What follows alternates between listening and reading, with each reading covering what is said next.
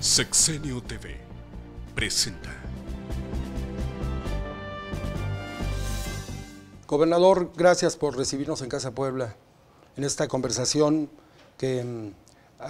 nos da para Sexenio Televisión en cobertura nacional en varios canales de la República. Bienvenido, Mario Alberto.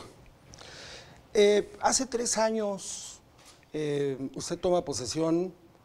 y llega a un estado, por no decir convulsionado, sí a la baja en muchos temas, en muchos rubros,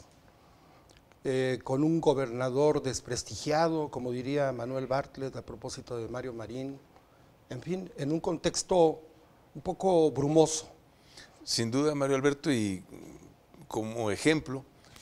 podemos citar el hecho de que Volkswagen, que llevaba 46 años en ese momento de presencia en el estado de Puebla, tomó la decisión de invertir $500 millones en el último año de la administración anterior en Silao, Guanajuato, para construir su nueva fábrica de motores. Y esto, por supuesto, que fue una nota muy negativa para Puebla a nivel nacional e internacional, porque evidentemente fue una señal inequívoca de la pérdida de confianza de los inversionistas en nuestro estado. Y esto, por supuesto, fue uno de los grandes retos que enfrenté, no solo cuando llegué al gobierno, sino desde que gané la elección, entendiendo que una administración exitosa debe generar las condiciones para atraer y mantener la inversión nacional y extranjera, porque esto a su vez te genera los empleos que demanda la población. Y en este sentido, desde el momento en que tuve en mis manos la constancia de mayoría, lo primero que hice fue ir a buscar al presidente de Volkswagen, entendiendo además que es el principal empleador de Puebla. Generan más de 15,000 empleos directos simplemente en la Volkswagen, por no hablar de las decenas de miles de empleos indirectos a través de sus proveedores. Son el principal contribuyente de impuestos estatales y no habían recibido una atención adecuada, y por supuesto que yo hablé con ellos, escuché sus preocupaciones, sus demandas, sus quejas, pero les planteé que no podía cambiar el pasado, pero sí me comprometí con ellos a trabajar para construir un mejor futuro, para hacer una serie de compromisos con una visión de largo plazo, pero acciones muy concretas y medibles en el corto y mediano plazo. Y afortunadamente hemos recuperado la confianza de la empresa y de otras empresas nacionales e internacionales. A mí me dio mucho gusto que Volkswagen la semana pasada, con motivo de su 50 aniversario, anunciara que ya ha invertido más de $750 millones en Puebla desde que soy gobernador, que inició la producción del Golf 7 en nuestro estado para exportación a nivel mundial, y además anunció el presidente del Consejo de Grupo Volkswagen, Martin Winterkorn, una inversión de por lo menos $4,000 millones en Puebla para los próximos 5 años. Es decir, logramos revertir esa imagen, y a mí me dio mucho gusto adicionalmente el día de hoy poder ir a ver los avances de lo que será la primera fábrica de vehículos de lujo que se instala en nuestro país. Audi, con una inversión de $1,300 millones, tomó la decisión de venir a Puebla, de instalarse en San José Chapa, y esto ha sido el proyecto de infraestructura más ambicioso en la historia del estado, porque optaron por una zona de alta marginación que carecía de infraestructura carretera, de infraestructura de servicios, y en este sentido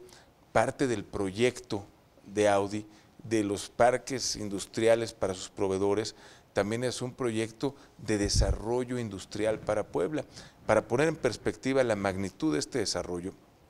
te puedo decir que en 1964, cuando Volkswagen inició la construcción de su planta en nuestra entidad, se estaban fabricando 17,000 vehículos Volkswagen Sedán al año. La nueva planta de Audi tendrá una producción de por lo menos 150,000 vehículos al año. Esto te da una idea de la magnitud de este proyecto, que inicia con mucha fuerza, con lo cual Puebla se convertirá al final de mi administración en el clúster automotriz más importante de México. Yo creo que vale la pena entonces entender el reto que esto implica desde el punto de vista financiero, desde el punto de vista operativo e incluso desde el punto de vista técnico y constructivo. Yo te puedo comentar que el día de hoy vimos lo que es un proyecto con más de 400 hectáreas, en donde se han hecho, en primer término, la nivelación de los suelos, donde se están instalando 45 kilómetros de drenaje, donde ya se construyó un hospital, donde estamos en proceso de construcción de un centro de entrenamiento a través de la Universidad Tecnológica de Puebla, que va a ser el más avanzado en materia automotriz y tiene todos los criterios de calidad de la empresa Audi. Es un símil de lo que tienen en Ingolstadt. De la misma manera se está construyendo una estación de bomberos, una estación de policía. Hoy dimos el banderazo de inicio de una carretera que va desde la Mozoc Perote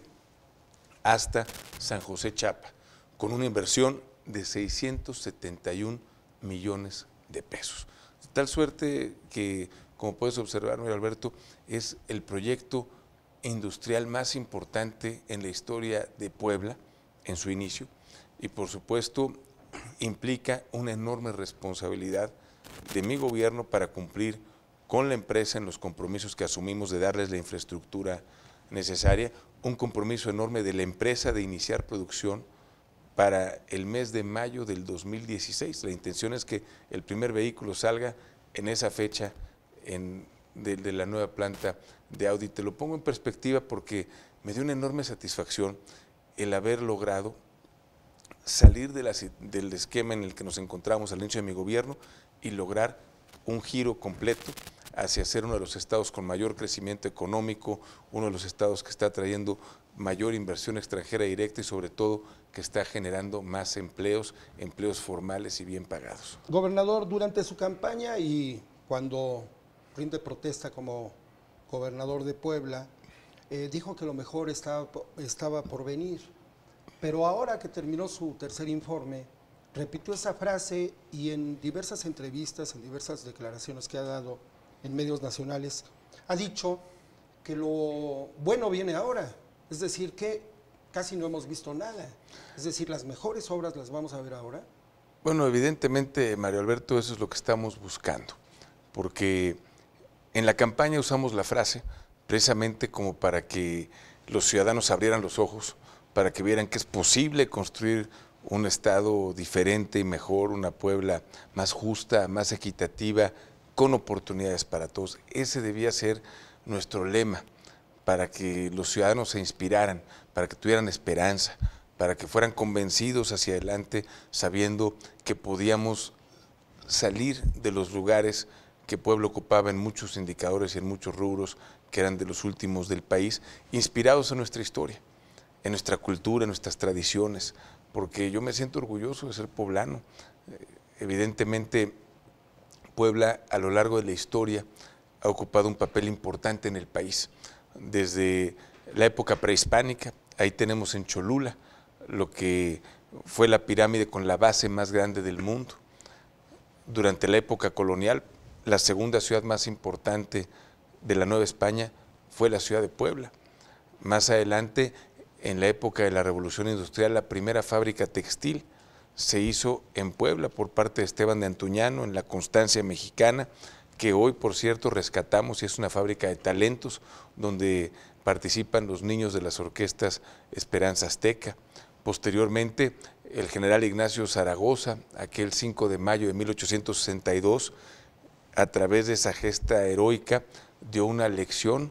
al ejército francés, que en aquel tiempo era el más poderoso del mundo, y al haberlo vencido junto con el ejército de Oriente fue un motivo de inspiración para todos los mexicanos, pero también tuvo una influencia en lo que era la guerra civil de los Estados Unidos en el apoyo hacia Abraham Lincoln.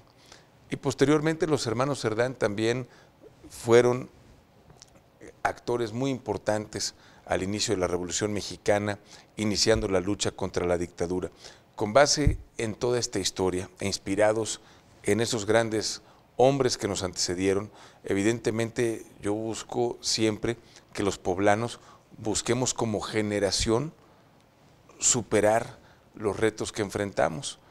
lo que nos ha tocado vivir. Obviamente hoy no tenemos un ejército extranjero tocando las puertas del Estado como lo enfrentó el general Zaragoza, pero sí tenemos la delincuencia, tenemos la pobreza, la marginación. Esos son los nuevos enemigos en el siglo XXI que debemos combatir juntos, unidos siempre, pensando en México, pensando en Puebla, y en este sentido hemos querido retomar el orgullo de ser poblanos. Esa es la frase, y posteriormente le hemos venido diciendo desde mi toma de protesta hasta el tercer informe, para mantener la esperanza, porque con un tercer informe donde pudimos mostrar cifras, donde los comparativos fueron abrumadores con lo que se había hecho en la administración anterior. Por ejemplo, solamente en el 2013 invertimos 41% más en salud, en infraestructura de salud, que todo lo que se invirtió en los 6 años del gobierno anterior. En educación, en 3 años invertimos 3,000 millones de pesos, lo que significa 12.8% más de los 6 años del gobierno anterior. Cuando se dan ese tipo de cifras, cuando se ven algunas de las grandes obras en la zona metropolitana de Puebla, pues evidentemente pareciera que ya se llegó al máximo que podíamos aspirar. Cuando se atraen las inversiones como Audi, cuando creces 47% el número de visitantes con respecto al 2010 en el 2013, pues obviamente muchos pensarían, llegamos al máximo que podíamos aspirar, y ya es momento de ir bajando la guardia gradualmente hasta que concluya el gobierno. Y por supuesto yo quise mandar un mensaje de esperanza, pero además con absoluta convicción de que todavía podemos lograr mucho más en la segunda mitad de mi gobierno de lo que hicimos en la primera. Y eso lo digo con convicción, con conocimiento de causa, y se estará viendo ese esfuerzo en los próximos meses y en los próximos años. Incluso sus críticos reconocen que trabaja 24 horas diarias, que constantemente, incluyendo los fines de semana, está saliendo de gira, está realizando reuniones de trabajo. Sus propios colaboradores también han tenido que entrar a ese ritmo. ¿Se acabó en Puebla la época del gobernador que dejaba de trabajar a las 3 de la tarde? Bueno, evidentemente la responsabilidad de ser gobernador, y es una que yo busqué desde hace muchos años, que siempre fue mi máxima aspiración, seguir los pasos de mi abuelo, que fue gobernador del estado en 1969, y particularmente que represente el más alto honor al que puede aspirar un poblano, pues obviamente implica un compromiso de tiempo completo, enormes sacrificios, pero también el deseo de trascender a través de las obras, a través de las acciones, de los programas, de poder cambiar para bien la vida de la gente, de poder cambiar para bien las perspectivas que se tengan de nuestro estado, de poder regresarle a Puebla el lugar que le corresponde entre las entidades del país y frente al mundo. Eso es lo que estamos buscando, Mario Alberto, y cuando se tiene una agenda tan compleja como la que enfrentamos en Puebla, una entidad con grandes contrastes, una entidad con un extraordinario potencial, pues obviamente para poder aprovechar este espacio de 6 años, que en el gobierno es muy poco, porque créeme que cuando se es gobernador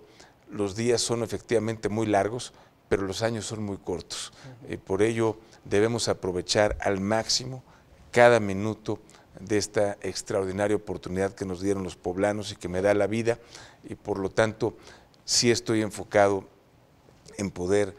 aprovechar esta ocasión y sobre todo en poder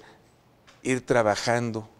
para llevar a cabo esa visión que siempre le transmití a los poblanos y que me dieron el mandato de llevarla a la práctica. Realmente yo quisiera que el día tuviera más horas y que las semanas tuvieran más días. Lamentablemente eso no se puede, por lo tanto vamos trabajando al máximo de nuestra capacidad para entregarle resultados a los ciudadanos que nunca serán suficientes, porque desgraciadamente en el gobierno los recursos son limitados y las necesidades son prácticamente ilimitadas, lo que nos lleva a un ejercicio de planeación y de buscar el mayor impacto social de cada peso invertido. Por eso es la creación de este Gabinete de Desarrollo Social. Entiendo que va a haber monitoreos constantes para ver ¿Cómo ve el tema de la pobreza? ¿Cómo ve el tema de la marginación? ¿Se va a reunir con ese gabinete como lo hace con el gabinete de seguridad? Así es, estuve viendo el resultado extraordinario que ha tenido el Gabinete de Seguridad y las reuniones que tengo semanalmente en donde participa el gobierno federal. Yo creo que es indispensable coordinarnos entre los ayuntamientos, la federación y los estados. Y lo estamos haciendo en materia de seguridad. En primer término, con liderazgo del secretario de Gobernación, Miguel Ángel Osorio, que nos convoca una vez al mes a los gobernadores de la región, al gobernador de Morelos, al gobernador de Tlaxcala, de Hidalgo, del Estado de México, de Guerrero y por supuesto al jefe de gobierno del Distrito Federal, que junto con un servidor nos reunimos con el general secretario de la Defensa Nacional, el secretario de Marina, el Procurador General de la República, el director general del CISEN, el coordinador de todas las policías, Manuel Mondragón, y hacemos un ejercicio de revisión de los indicadores estado por estado, delito por delito, fijamos metas, tomamos acuerdos, diseñamos estrategias y les vamos dando seguimiento. Ese ejercicio lo replico semanalmente con los delegados federales, con el comandante de la 25 Zona Militar, con la presencia del Ayuntamiento de Puebla y por supuesto con mi gabinete de seguridad. Me parece que eso ha sido muy exitoso, en primer término, para que las estrategias que podamos acordar se puedan implementar desde los tres órdenes de gobierno. Podemos lograr mucho mejores resultados trabajando juntos y en coordinación que cada quien por su lado. Y me parece que en materia de desarrollo social, particularmente con la Cruzada Nacional contra el Hambre, hay una gran oportunidad de coincidir con el trabajo del presidente de la República, Enrique Peña Nieto, y precisamente es lo que queremos aprovechar. Por ello, publiqué un decreto en el cual se crea el sistema de desarrollo social y también se crea un esquema de coordinación interinstitucional en la cual vamos a trabajar coordinadamente todas las áreas que inciden en el desarrollo social, educación, salud, por supuesto, desarrollo social, el DIF, todos los rubros que puedan incidir de alguna manera en los indicadores de pobreza, con las dependencias federales que están participando en la Cruzada Nacional contra el Hambre. Es lo que acordamos con Rosario Robles y adicionalmente queremos crear un consejo consultivo de expertos, de técnicos, para que puedan también ir diseñando políticas públicas ejemplares, que podamos ir dándole seguimiento a las mejores prácticas nacionales e internacionales y también encontrando nuevas soluciones desde Puebla para viejos problemas. Esa es la intención, es el trabajo que vamos a llevar a cabo de la misma manera que lo hemos hecho en seguridad y adicionalmente queremos hacer lo propio en materia de desarrollo económico, tener un gabinete económico. Hasta ahora realmente esos temas los he venido manejando de manera directa con los titulares y los enlaces con la federación los he hecho al más alto nivel. Sin embargo, me parece que para efecto de seguimiento y de eficiencia también debiéramos hacerlo con los representantes de la Administración Federal en Puebla, con los delegados en materia económica, los funcionarios estatales, encabezados por un servidor y con reuniones periódicas para poder informar al señor secretario de Economía, Ildefonso Guajardo. Me parece que esta forma de trabajar fomenta la coordinación y permite un mayor impacto en las acciones y programas que se puedan iniciar. Gobernador, ¿qué significó para usted presidir la CONAGO en un periodo clave? La aprobación de las reformas estructurales, cómo peloteó con los gobernadores, cómo peloteó con el propio presidente de la República, Enrique Peña Nieto. Sin duda, Mario Alberto, ha sido desde el punto de vista político el puesto más importante que yo haya tenido, porque pues para poder ser presidente de la CONAGO primero hay que ser gobernador, porque te diría que el más alto honor que he tenido es ser gobernador, pero adicionalmente que los gobernadores del país y el jefe de gobierno me hayan permitido esta altísima distinción de presidir la CONAGO, por supuesto ha implicado una gran responsabilidad. He tratado de hacerlo con dignidad, he tratado de hacerlo en un ánimo constructivo, plural, entendiendo que coordinar los esfuerzos de los gobernadores pues simplemente es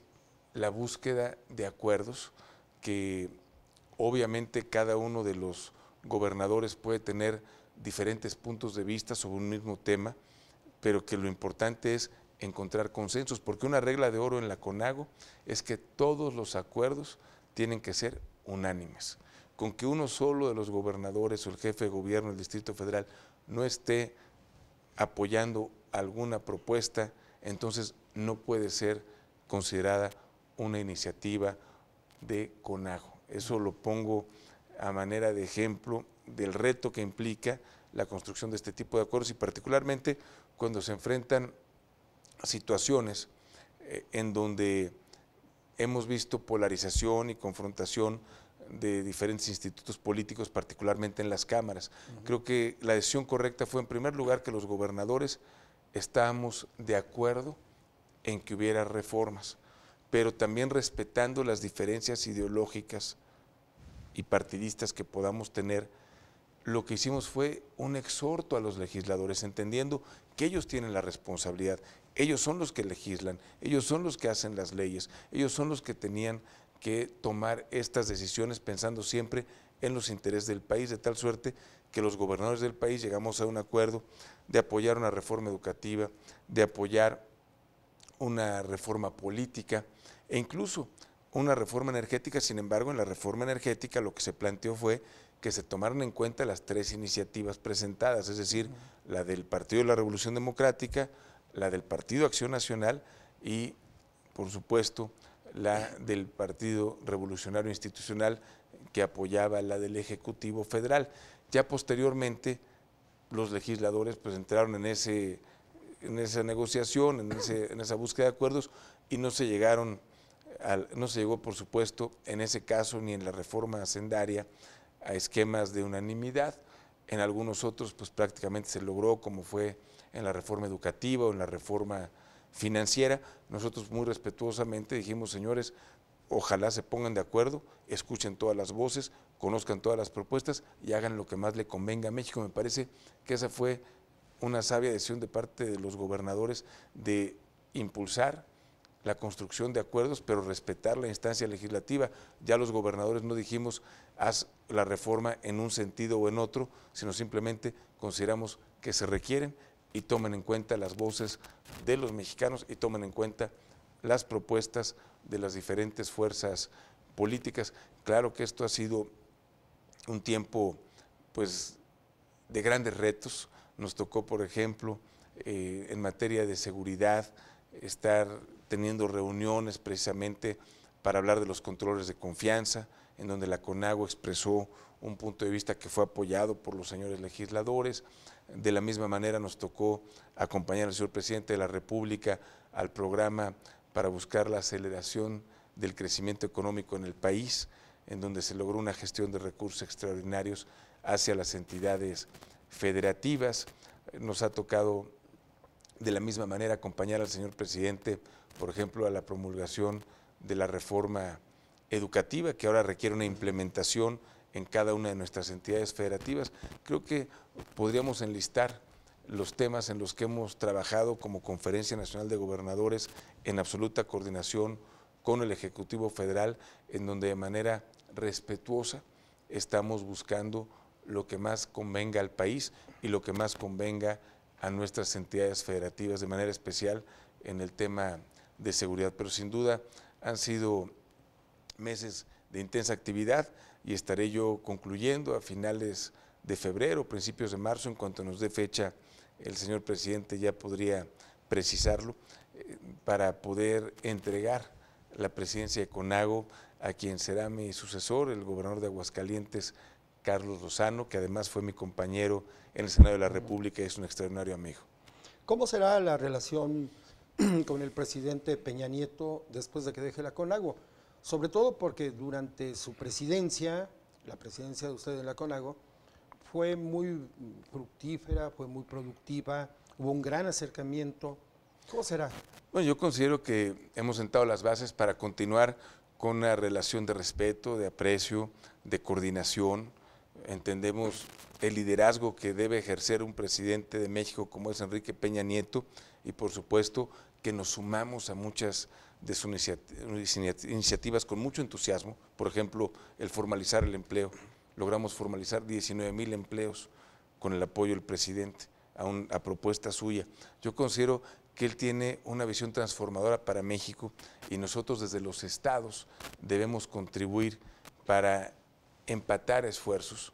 Por ejemplo, en el caso de Puebla estaremos adecuando el Plan Estatal de Desarrollo al Plan Nacional de Desarrollo para poder ser más efectivos, para poder generar mayores recursos, y creo que debe ser siempre una relación de comunicación, de respeto y de coordinación efectiva entre los distintos órdenes de gobierno. Yo creo que el presidente Peña, además, al haber sido gobernador del Estado de México, pues entiende mejor que nadie nuestras preocupaciones, nuestras necesidades. Es alguien que ha luchado siempre por fortalecer el federalismo en el país y creo que es un presidente muy cercano a la CONAGO y a los gobernadores de México. Usted, sin duda, en los últimos meses se ha convertido en uno de los líderes del panismo nacional más influyentes. Viene un proceso interno para elegir presidente de Acción Nacional. ¿Usted va a apoyar al actual presidente, Gustavo Madero? Bueno, independientemente del apoyo que le estaré brindando al presidente Madero, porque fuimos compañeros diputados, compañeros senadores, él me apoyó desde mi proceso interno al interior del Partido Acción Nacional para buscar la gubernatura del Estado. A mí me parece que lo más importante en este proceso de renovación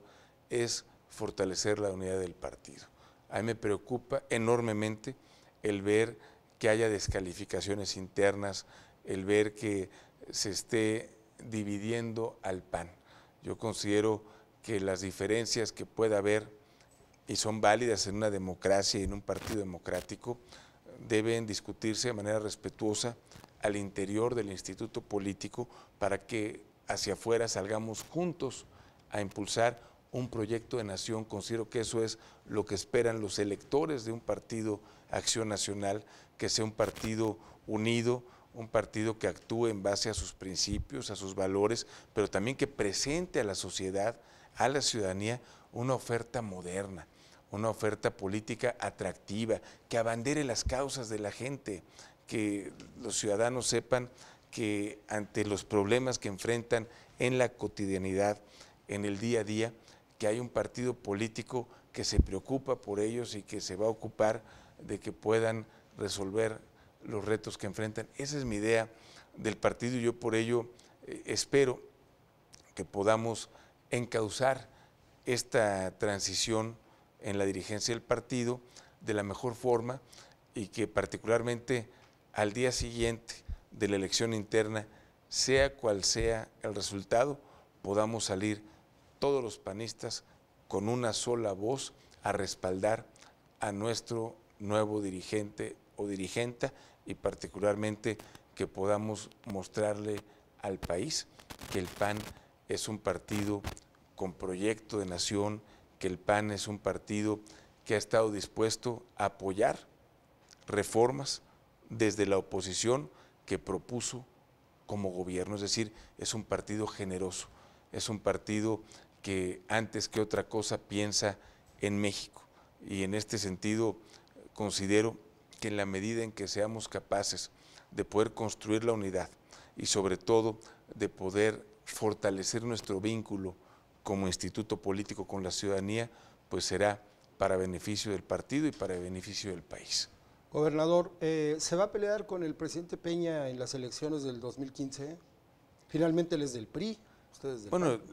creo que tanto el presidente Peña como un servidor tenemos responsabilidades de gobierno, no somos ni seremos candidatos,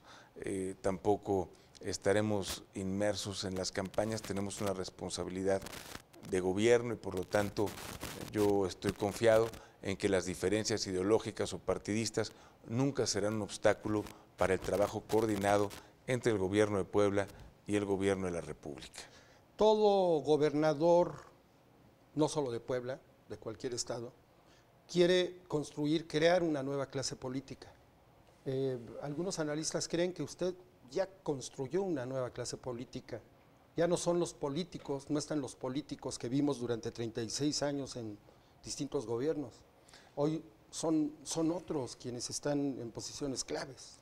Bueno, evidentemente, Mario Alberto, hay dos factores que habría que discutir y analizar. El primero de ellos es que por primera vez en la historia de Puebla hubo una alternancia democrática, de tal suerte que llega una serie de personajes que nunca habían estado en el poder, de alguna manera una coalición, además que es otra situación única en la historia de nuestro estado, en donde se suman 4 partidos políticos: el Partido Acción Nacional, el Partido de la Revolución Democrática, Nueva Alianza y en ese tiempo Convergencia, hoy Movimiento Ciudadano, que se logra ratificar la confianza ciudadana en la elección intermedia, obteniendo la mayoría del Congreso para esa coalición que ahora fue bajo las siglas de Puebla Unida y que también logró algunas candidaturas comunes con institutos políticos como el PSI y Movimiento Ciudadano. Y yo creo que obviamente esto pues ha hecho que lleguen nuevas figuras a ocupar espacios, pero también particularmente buscando darle la oportunidad a los jóvenes. Yo no olvido que fui secretario de Finanzas y Desarrollo Social al tener 30 años de edad, que fue mi primer puesto en la administración pública, y que así como en aquel tiempo busqué hombres y mujeres talentosos, jóvenes, con ganas de cambiar su estado, con ganas de construir un mejor futuro, creo que ahora como gobernador pues debo hacer el mismo ejercicio, siempre buscando hombres de enorme experiencia, como por ejemplo Luis Maldonado, el secretario de Gobierno, que ya fue subsecretario federal en Gobernación, en Desarrollo Social, director general del CISEN, que fue diputado federal, senador de la República, presidente de un partido político nacional, y creo que se requieren siempre figuras con ese nivel de relaciones y sobre todo con esa experiencia, pero también estamos dándole la oportunidad a nuevos cuadros que tal vez antes no habían estado en el servicio público y que hoy están haciendo un esfuerzo importante, o algunos otros servidores públicos que me habían acompañado durante muchos años y que hoy han hecho una transición hacia los puestos de elección popular, como el propio Jorge Aguilar Chedraui, exsecretario de Salud, o Patricia Leal, ex contralora del Estado. Ellos nunca habían ocupado un puesto de elección popular y pues hoy tienen esa oportunidad de representar a los poblanos mediante el voto directo, porque fueron diputados y diputadas de mayoría, lo pongo a manera de ejemplo, pero así podríamos ver regionalmente. A mí me da gusto que haya muchas mujeres que nunca habían sido representantes populares, que no solo fueron a competir en una elección para cumplir con una cuota que mandate la ley, sino que fueron a ganar las elecciones por su carisma, por su liderazgo, por su trabajo, como Mayela Gómez allá en Zacatlán, o Sara Chilaca en el distrito de San Pedro Cholula, o por ejemplo Evelia Rodríguez en Izúcar de Matamoros. Me parece que esa es una muestra de que las mujeres también tienen esa capacidad para poder encontrar espacios importantes en la política. Susana Riestra, hoy presidente de la mesa directiva de la Cámara, también ganó una elección de mayoría. Ella es un ejemplo adicional de una nueva generación, es una mujer joven, muy capaz y que hoy tiene pues esta altísima responsabilidad. Gobernador, una última pregunta. Otro de los sueños que tienen los gobernadores es poder dejar a su sucesor. Usted tiene 2 escenarios, uno de ellos inédito, en su futuro cercano. Pienso en el minigobernador del 2016 y pienso en el gobernador del 2018. Usted vivió intensamente ya una sucesión, la propia, la de Melquiades Morales, usted participó muy activamente. ¿Cómo ve desde su perspectiva todos estos escenarios? Bueno, Mario Alberto, pues realmente yo me enfoco en el presente, en el día a día, en las obras que tengo que hacer en el 2014, en los indicadores que debemos mejorar en este año. en los proyectos que voy a trabajar con la federación, en los que voy a trabajar con los presidentes municipales, realmente pues no he tenido tiempo de estar pensando en la sucesión.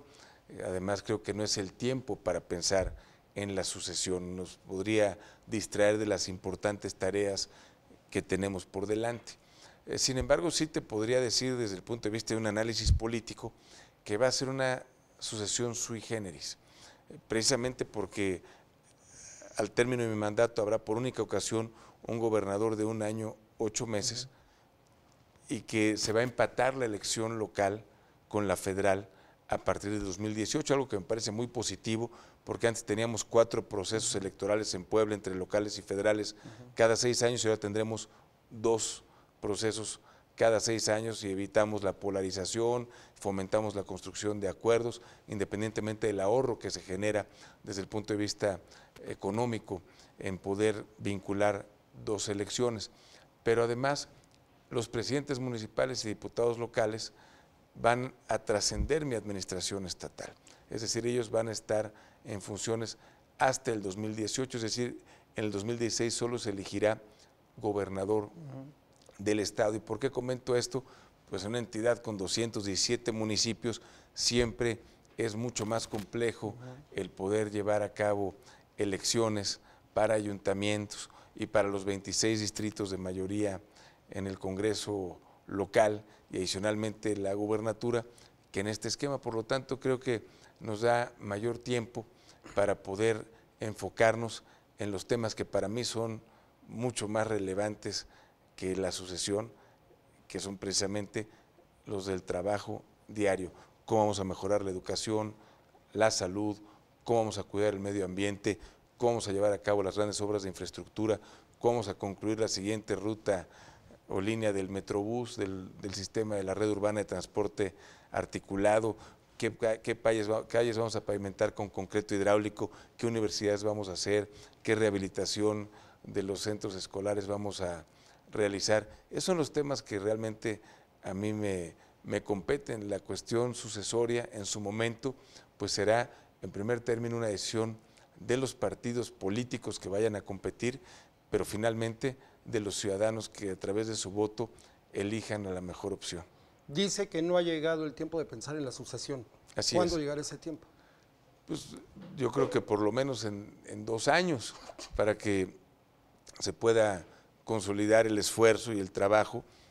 y que no haya distractores. Me parece que siempre estas cuestiones sucesorias pueden generar que la energía, que el trabajo vaya hacia otro lado y hoy no podemos darnos ese lujo. Creo que tenemos, como lo he comentado anteriormente, la extraordinaria oportunidad de empatar los esfuerzos de mi gobierno con el liderazgo, el trabajo y el proyecto del presidente de la República, y así pensamos hacerlo durante los próximos 3 años. Gobernador Moreno Valle, gracias. Muchísimas gracias. Sexenio TV presentó